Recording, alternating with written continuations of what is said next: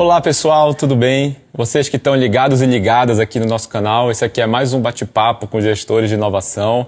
Eu me chamo Rafael Fiuza, sou aqui da Liga Ventures. Meu nome é Thaís, também sou aqui da Liga Ventures, a gente está com o nosso convidado de hoje. Olá, tudo bem? Meu nome é Daniel Frazão, sou líder de inovação da Stack. Obrigado pelo convite, Fiuza. Obrigado, Thaís. Muito feliz de estar aqui com você. É isso aí, a gente está recebendo agora o Dani. Eu vou carinhosamente chamá-lo de Dani, porque esse negócio de chamar por nome completo às vezes até me cansa, essa que é a verdade. É isso. Dani, conta pra gente um pouco da tua trajetória, né? Você, desde o começo da carreira, caminha por esse mundo de inovação, você caiu sem querer de paraquedas nesse mundo de inovação. Fala pra gente, compartilha um pouco com a gente aí o teu início e por onde você caminhou e onde você está hoje. Legal. Eu, na verdade, assim, eu corri, né? Na verdade, batalhei para começar a trabalhar com inovação, né? Se você for olhar minha carreira desde o início, eu sou formado em jornalismo, comecei trabalhando em redação de esporte, cobrindo futebol, cobri Fórmula 1 durante um tempo também, e sempre gostei disso, mas eu falei assim, não, preciso amadurecer porque parece ainda coisa de quem acabou de sair da faculdade. Fui trabalhar com comunicação corporativa, aí falei assim, não, agora eu vou usar camisa, calça, essas coisas, trabalhar sério, né? Eu não usava camisa e calça na reportagem do... na reportagem, de vez em quando você vai com a camiseta, né? Tipo, sim, deixa a barba pra fazer, talvez mais despojado. Mais despojado. Na empresa não, o crachá, aquela coisa, né? Eu ainda usei barba durante muito tempo, mas naquela época eu tinha que fazer para parecer um pouco mais sério, né? E aí, trabalhei muito tempo em comunicação corporativa. Da comunicação corporativa, comecei a trabalhar com sustentabilidade. E aí, minha imersão em inovação foi quando eu, em 2016, cheguei para trabalhar na área de sustentabilidade da Vivo. E logo depois que eu cheguei, veio uma missão da Matriz, né? A Matriz da Vivo fica na Espanha, o Grupo Telefônica, de implementar uma gerência de inovação sustentável no Brasil, na Vivo, né? Que tinha o propósito de trabalhar a sustentabilidade como direcionador de inovação.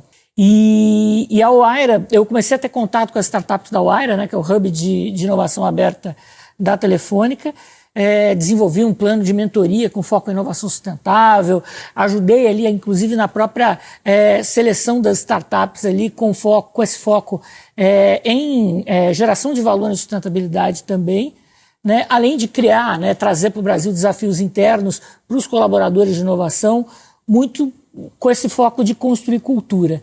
E aí eu ainda estava com o pé em dois barcos, né, em duas canoas. De um lado a sustentabilidade, do outro a inovação, mas já começando a me apaixonar pelo tema, né? Mas isso é bacana porque hoje em dia, assim, esse tema tá até na hype, né?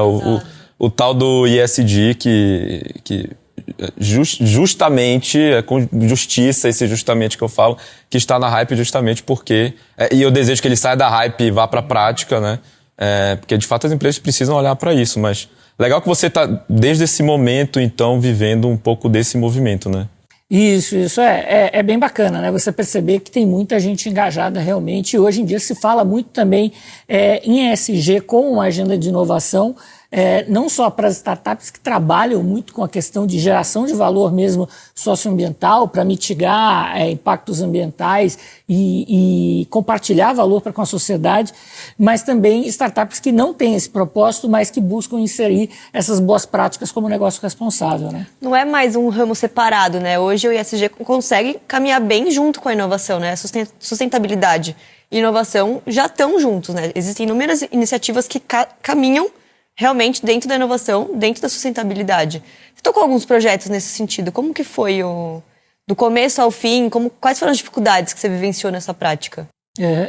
Eu acho que as grandes dificuldades, por exemplo, que as empresas têm ainda primeiro, né, um desafio anterior, que é sensibilizar a liderança de que aquele tema é importante, né? Então, talvez a grande diferença entre coisa de 5 anos para hoje é que é muito mais fácil você já tem uma liderança mais engajada no tema, né? E isso em várias empresas, né, de diversos setores. E aí fica um desafio adicional que é começar a gerar valor do ponto de vista nos 3 pilares do ESG, com projetos e com uma gestão responsável e também fazendo uma gestão desses indicadores, fazendo que esses projetos realmente gerem valor e não seja só uma uma coisa, publicidade ali, um greenwashing, alguma coisa que seja artificial. Não, precisa colocar a mão na massa mesmo. E Dani, você agora andou por um caminho que eu queria trazer realmente aqui esse nosso bate-papo, que é o fato de colocar a mão na massa, é sair da publicidade, né? Embora a gente esteja com uma pessoa de marketing aqui do lado, o barulho ele é importante, mas muito mais importante é o resultado na prática, né? E na tua trajetória, né, você veio da Vivo, você hoje está como líder de inovação da STEC. Como que você engaja as pessoas dessas empresas, das empresas por onde você passou, a colocar a mão na massa, né? A engajar as áreas internas, a conhecer novas soluções? Queria entender um pouco, você como esse centralizador de inovação, como que você ajuda as pessoas a colocar a mão na massa? Até tirar os projetos do papel, né? Hoje em dia a gente escuta muito que muitos projetos ficam ali, desenhei uma super estratégia. Como que eu saio do papel e coloco realmente em prática, né? Ah, sim. Eu acho o exemplo da STEC é um exemplo até interessante, porque, por exemplo, tem muito de corpo a corpo, de estar presente, de ser visto pelas pessoas e conversar com as pessoas ali no café, bater um papo, visitar a fábrica, né? A gente tem 2 fábricas, uma mais próxima aqui de São Paulo, em Guararema, outra em Manaus. A gente tem também um centro de distribuição no Arujá e toda a parte corporativa fica aqui em São Paulo. E aí você precisa falar a mesma língua das pessoas em todas as unidades, inclusive nas unidades que a gente tem na América Latina.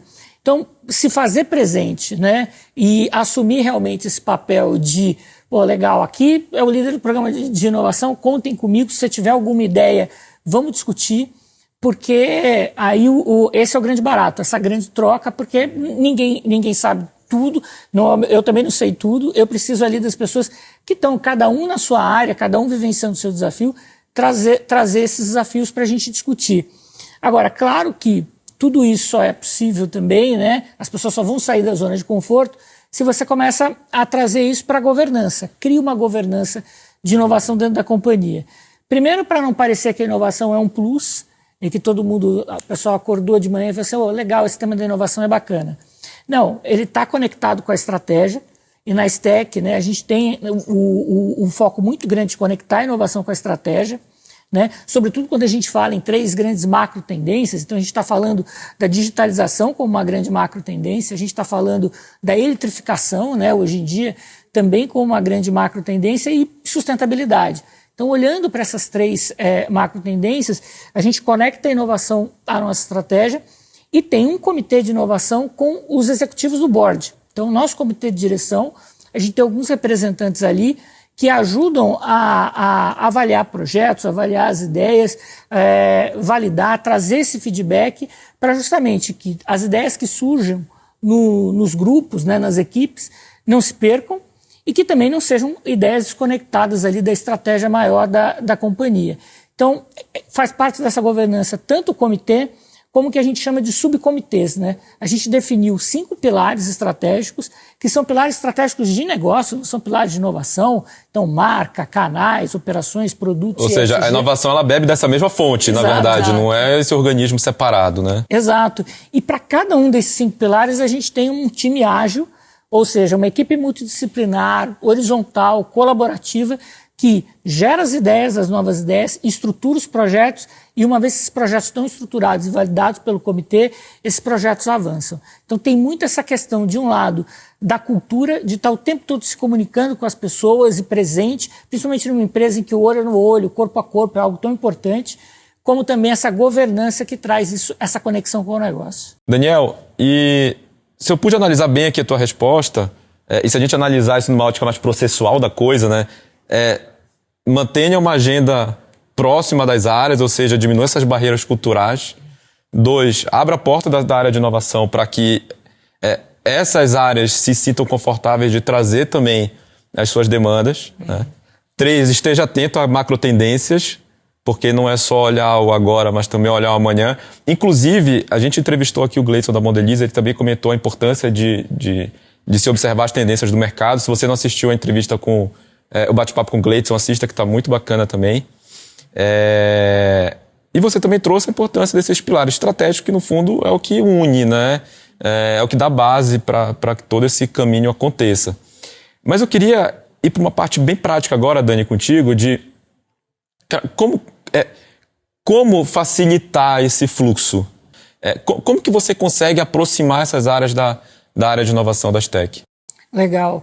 A gente, na verdade, por exemplo, dentro desses subcomitês, esses times ágeis, eles têm reuniões, na verdade, uma vez por semana, em que eles discutem os projetos, e uma vez a cada 2 meses com o comitê de inovação para... Comunicação constante. Exato. Legal. Para ter essa conexão. Então, é uma cadência muito de agilidade mesmo, né? Você pega um método ágil, é uma cadência muito de um framework Scrum, mais adaptado a essa cultura nossa de quem começou essa jornada em março do ano passado, né? O programa Inova STEC, ele existe desde março de 2021, né? E aí, tanto esses grupos, né, esses subcomitês, eles têm desafios e projetos que eles já estão começando a colocar exatamente a mão na massa. E aí vem um outro ponto, né, porque a gente costuma dizer na STEC que a gente começou a trabalhar a inovação de dentro para fora, para construir uma cultura e acender essa chama nas pessoas. Mas agora a gente começa a olhar para a inovação de fora para dentro, então, ou seja, se relacionando com o ecossistema de inovação.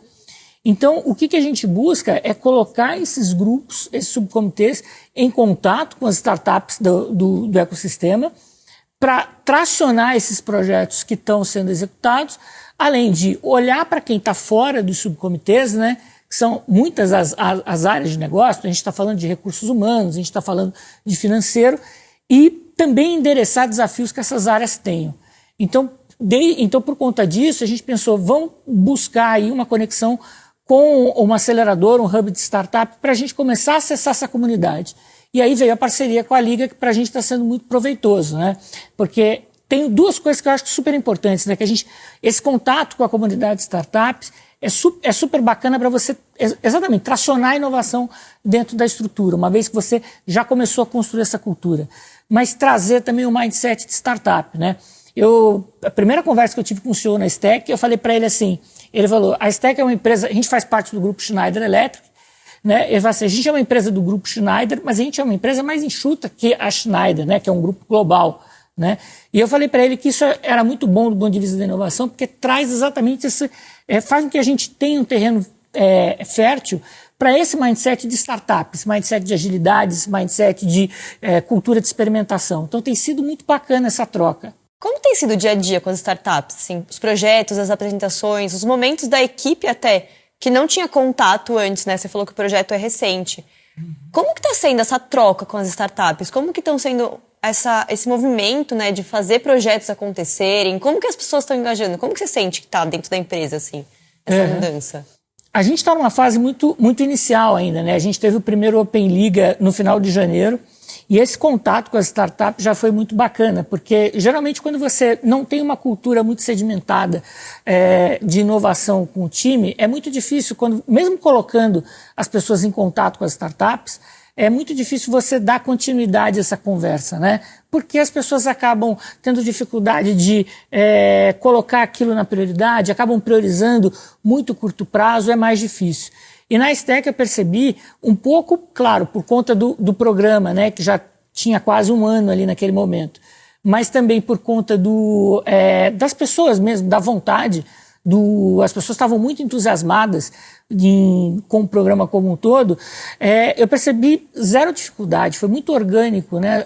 As pessoas viram as apresentações das startups, muitas já puxaram reuniões direto com as startups, legal. Dali surgiram acho que coisa de 3, 4 propostas. Uma delas já é um projeto que a gente está tracionando dentro do programa de inovação. Eu fiquei até arrepiado aqui ouvindo. É muito bom, porque a gente estava até comentando que quem tem que fazer a inovação não era só de inovação, são as próprias áreas. Então é realmente muito legal ver isso acontecendo das áreas puxando o projeto, já marcando a reunião. Acho que é isso, né? Tirar do papel e começar a colocar na prática. E, de certo modo, você dá essa liberdade, assim, né? A gente tem que dar essa liberdade para organicamente as áreas irem atrás, né? Sim. Eu acompanho, claro, porque eu sempre fico como um facilitador, né? Com certeza. Esse é o papel da área de inovação, né? Eu costumo dizer muito, né? Assim, o protagonismo da inovação dentro da STEC não é meu, muito pelo contrário. Eu estou ali para facilitar a inovação que as pessoas vão trazer, né? Legal. E se você... ele falou aqui do Open Liga. Se você não sabe o que é o Open Liga, a gente vai deixar o link aqui na descrição. O Open Liga é o especialista de inovação as a service da Liga. Clique aqui embaixo, saiba mais e vai ser um prazer tomar um café com você para explicar um pouquinho do que é o Open Liga. Ferramenta essa que o Dani da Stack está utilizando muito bem. O Gleidson, inclusive, que passou num outro programa aqui com a gente também, utiliza lá na Mondeliz. E acho que para a gente fechar aqui, infelizmente, toda conversa boa tem um início, um meio e tem um fim também, né, Dani? Tá acabando esse nosso primeiro bate-papo. Dani, que mensagem, que dica que você gostaria de dar para os gestores, as gestoras de inovação que estão assistindo aqui, ou as pessoas em geral, enfim, que são entusiastas do tema e que estão querendo puxar uma iniciativa similar a essa dentro da sua empresa, ou que estão apenas só permeando ou indo pelas laterais e comendo pelas beiradas para em algum momento se especializar em inovação. Queria que você desse uma dica aí do Daniel da Stack, o Daniel da Vivo, o Daniel que tem essa carreira aí em sustentabilidade e inovação. Legal. Se tem uma dica, né, que eu posso dar, assim, eu acho que não é fácil trabalhar com inovação. Inovação é uma jornada, né? Você não é uma coisa que acontece instantaneamente. As dificuldades vão aparecer, mas eu acho que a palavra-chave aqui é ambidestria, ou seja, a capacidade de você conseguir olhar para a performance do negócio hoje, mas sem descuidar da inovação, sem descuidar do futuro. E aí, quando você consegue fazer, na verdade, colocar isso na balança, você vai conseguir também convencer as pessoas de que legal, aquele e-mail, aquela meta de curto prazo, ela é importante, mas é tão importante, talvez, quanto você planejar a disrupção do seu negócio, porque é isso que vai manter a marca no longo prazo. Então, é super importante ter esse conceito de ambidestria bem em mente, assim. Ambidestria organizacional na inovação, isso é uma pergunta de $1 milhão, né? Como fazer? Se quiserem, a gente até faz a ponte aqui com o Dani para ele comentar um pouco mais como que ele faz isso lá dentro da Stack. Thaís, acabamos mais um bate-papo, né? Inclusive, né, se vocês tiverem qualquer dúvida de tudo isso que a gente conversou aqui, deixe as dúvidas nos comentários, depois qualquer coisa a gente faz realmente a ponte com o Dani, a gente faz essa troca. A ideia desse papo, desse programa, é a gente estar aqui com vocês, é tornar isso possível, é mostrar que a inovação pode ser um caminho, uma jornada longa, mas que ela é possível e a gente tem pessoas atuando na prática, como o Dani que está aqui com a gente. Então aproveitem, curtam o nosso vídeo, compartilhem com pessoas que queiram fazer essa inovação acontecer. Curtam a gente no canal, acompanhem a gente, que cada vez mais a gente vai trazer esse tipo de vídeo para vocês que estão aqui assistindo. É isso aí, então não esqueçam de curtir, compartilhar com seus amigos, com suas amigas. Continuem ligados e ligadas aqui com a gente e deu liga. É isso, deu liga. Obrigada, Valeu, Dani, tchau, por estar aqui com a gente. Obrigado pelo Valeu, Dani.